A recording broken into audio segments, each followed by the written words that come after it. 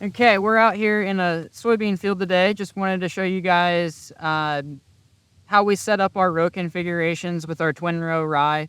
Uh, we use this setup for both corn and soybeans. You can see we've got our 10-inch twin row rye on 30-inch centers. And then in our 20-inch gap between the twin rows, we have our row of 30-inch soybeans planted right here. These were very early planted soybeans, I think April 14th. So they're just starting to come up, but you can see the 30-inch row looking down through here. These beans are coming up right now. We'll let the rye and soybeans grow together for another week or two, potentially. We'll come out here, we'll terminate the rye, and the beans will take over. And so this is a good system for us. It gives us a lot of flexibility in how we can manage the rye throughout the rest of the growing season.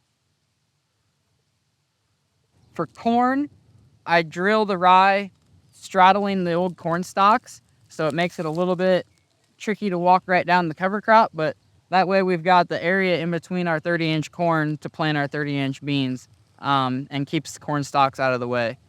Is it something you have to do? No, definitely not. Like we've done plenty of cover crops on full 10-inch rows or even narrower than that, and don't have any problems with it. This is just something that we've found out works really good for us because we're able to make it happen, and we like the flexibility that it gives us to do more advanced stuff later in the season. The planting conditions are very similar to standard no-till, especially if you're out here planting when the cover crop is small.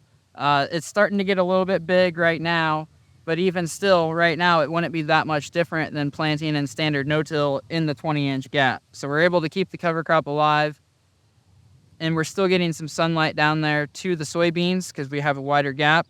So we're getting more sunlight down to the soybeans even though the rye is still growing. As the rye gets taller, that gets to be a little bit more of a challenge. But then that's where the roller comes in and we can roll that stuff down and get full sunlight back to the beans. Something to be mindful of when utilizing that type of a system is the planting date of the rye. Earlier planting dates of rye, the better the weed control, especially with winter annuals, you're going to get. The rye will be a lot more aggressive in the spring. It will keep other weeds from germinating, and it will suppress the winter annuals that do germinate. So if you look out across this field, there are two different rye planting dates. To the left over here is a later planting date. It would have been in November, and the rye that I'm standing in would have been planted in mid-October. So that little bit of extra growth that this rye got in the fall is going to make it that much more aggressive. You can see the darker color. It's getting down into some of the deeper nitrogen in the soil profile that the later planted rye has not gotten into yet. The October planted rye is going to be a lot better at suppressing weeds than what the November planted rye will be, but it will also be a lot more competitive for moisture and nutrition with your cash crop.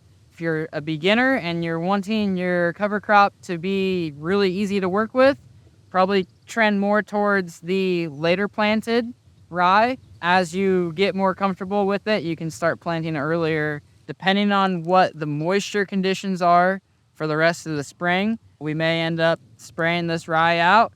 If we get more rainfall and we have excess moisture that we need to soak up, then we'll let the rye keep growing, and then we can bring the roller in here and we can roll this rye down with the in-row roller and roll it down and use that to terminate it, or just beat it up a little bit and then spray it later. We've got lots of options. But if things are turning off dry, rye will suck subsoil moisture up, and that will cause a negative effect on your cash crop. So that's a little bit more of an advanced thing. Most people that are beginners are going to be terminating the rye when it's small. But if you're wanting to move into more of a delayed termination, let the rye get big, roll it down, that type of thing, moisture needs to be a very big consideration. One of the other benefits that we find from having the rye grow at the same time as the beans are getting started is we have no chemical out here in this field so far this year. And there's really hardly any weeds, very little weed pressure. This is something that we kind of really eased our way into.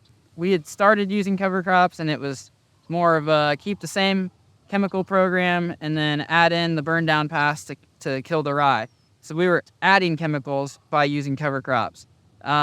once we started getting more comfortable with the cover crops, we started scaling back our herbicide program. We were getting 2 to 3 weeks of weed control from the rye being out here dying, and now it's gotten to the point where, we delay termination of the rye until after the beans are up, and then if we spray with the chemical, we just spray it with Roundup to kill the rye. No residuals. From what we were using, say 5-6 years ago, we've probably cut 60 to 70% of the chemicals out of our program, and so that saves us a lot of dollars, and that's a big part of how we justify utilizing cover crops on our operation. How do you make them pay? Well, we're able to cut chemical expenses out of the rest of the system by utilizing a system like this. But it's something that each operator is going to need to gain the confidence in and learn how the system works in order to make it work. It's definitely not something, oh, Michael says to do it, I'm going to do it on all acres, and that's not a good idea.